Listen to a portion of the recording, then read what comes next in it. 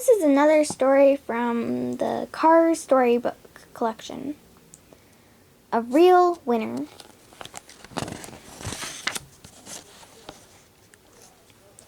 Lightning McQueen had been in Radiator Springs for a few days. He was eager to get to California for his next race, but he was starting to like the little town too. One morning, the race car went to see Doc Hudson. Doc was busy, so he told Lightning to wait at Flo's V8 Cafe. On his way out of Doc's garage, Lightning peeked inside the back office. He saw a dirty old cup filled with tools. A plank on it said, Hudson Hornet, Champion, 1951. He has a piston cup, said Lightning. Then he spotted two more. 3 piston cups? Suddenly, Doc came through the doorway. He was furious. The sign says, Stay out. Lightning looked closely at Doc. You're the Hudson Hornet, Lightning cried. You hold the record for most wins in a season. You've got to show me your tricks. I already tried that, said Doc. You won the championship 3 times. Look at those trophies, Lightning exclaimed. All I see is a bunch of empty cups, said Doc angrily. Then he slammed the door in Lightning's face.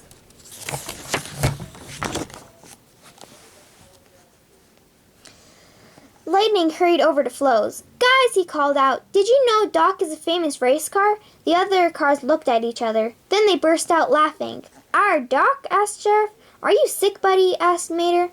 Lightning's excitement faded as he realized that no one believed him. Suddenly, Sally drove up. She filled Lightning's gas tank. Hey, cried Sheriff. He was worried Lightning would use the gas to try and leave town again. It's okay, Sheriff, said Sally with a smile. I trust him. He asked the race car to go for a drive with her. Where are we going? Lightning asked. I don't know, answered Sally. Then she took off. Lightning chased after her. He wasn't used to racing just for fun.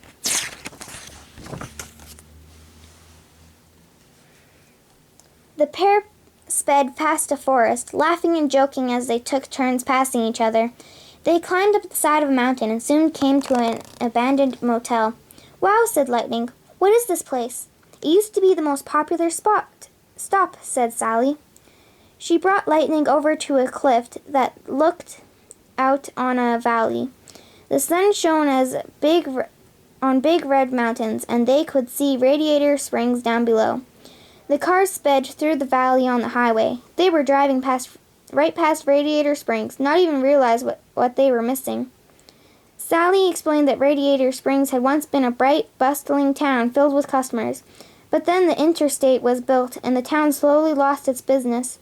The town got bypassed just to save 10 minutes of driving, she said, Sally.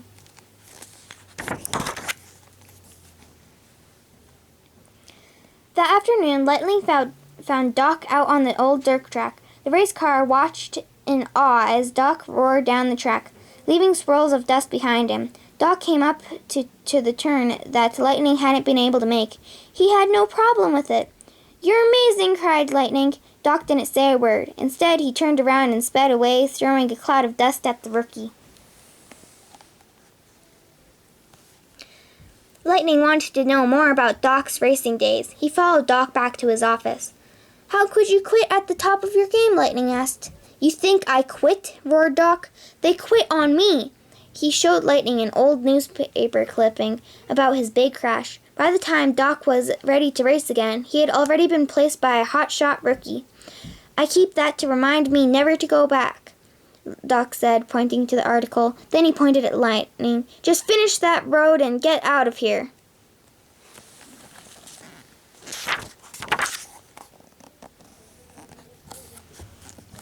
That morning, the cars of Radiator Springs woke to find that the road was so slick and smooth it looked brand new.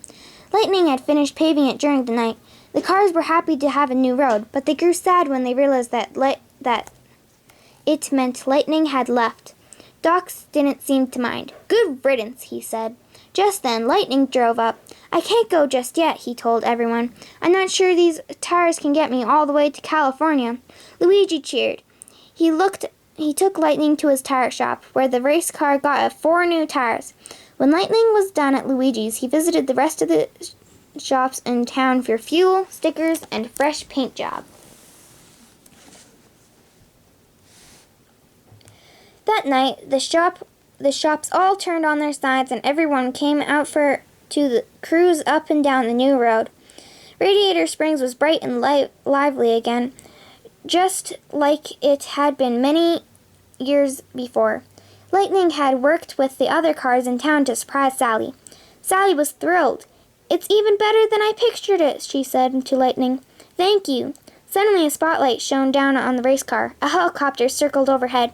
"We have found Lightning McQueen," shouted a voice from a loudspeaker.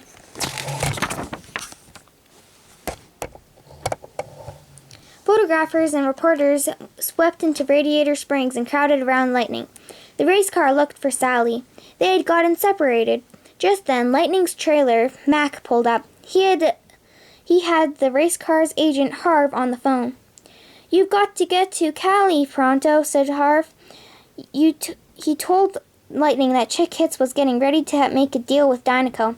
Lightning drove over to Sally. "Good luck in California," she said. "I hope you find what you're looking for." Before he could respond, Sally pulled away and Mac whisked Lightning out of Radiator Springs. As the press followed Lightning and Mac out of town, a reporter pulled up next to Doc. "Thanks for the call," she said to him. Sally overheard. She looked at Doc Hudson in shock. "You called them?" she asked. "It's best for everyone," Doc replied. Sally looked at the rest of the townsfolk. They all looked sad that their new friend was gone. "Best for everyone, or best for you," Sally said. She turned and headed for her motel. "I didn't get to say goodbye," said Mater. Doc started to wonder if he had made a mistake.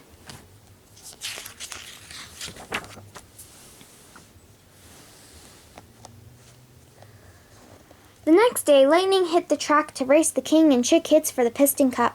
But he couldn't stop thinking about his friends in Radiator Springs. "Speed. I am speed," he said, trying to focus on the race. But he quickly fell behind. Suddenly, Doc's voice came over Lightning's radio. "I didn't come all this way to see you quit." Lightning saw Doc, Mater, and some of his new friends from Radiator Springs. They were working as his pit crew. "You can win this race with your eyes shut," said Doc. Lightning revved his engine and began to catch up to Chick and the King. But Chick was a mean racer. He bumped into Lightning. Just as Lightning was about to spin out, he remembered Doc's advice. "Turn right to go left." He gave it a try. This time it worked. He took the lead.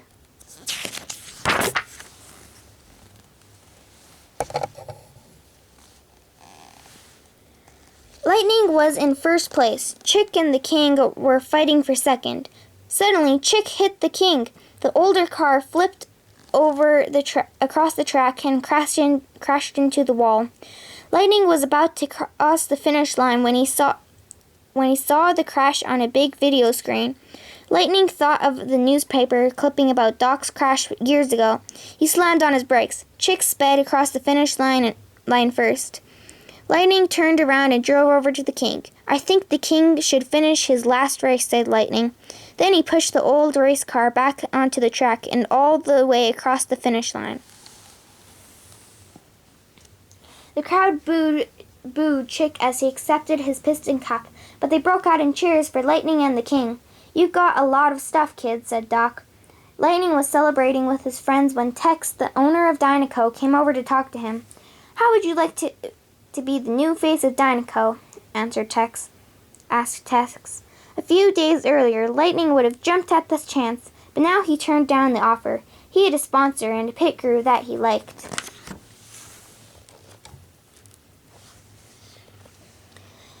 After the race, Lightning drove back to the cliff that overlooked Radiator Springs. He found Sally at the top. "Just passing through?" she asked him. "Actually, I thought I'd stay a while," said Lightning. Sally broke into a huge smile. Lightning smiled too. "Why don't we take a drive?" he asked. "Nah," she answered with a grin. Then she sipped off down the hill. "Ka-chow!" Lightning shouted as he followed right behind her. He was excited to be back in Radiator Springs. The end.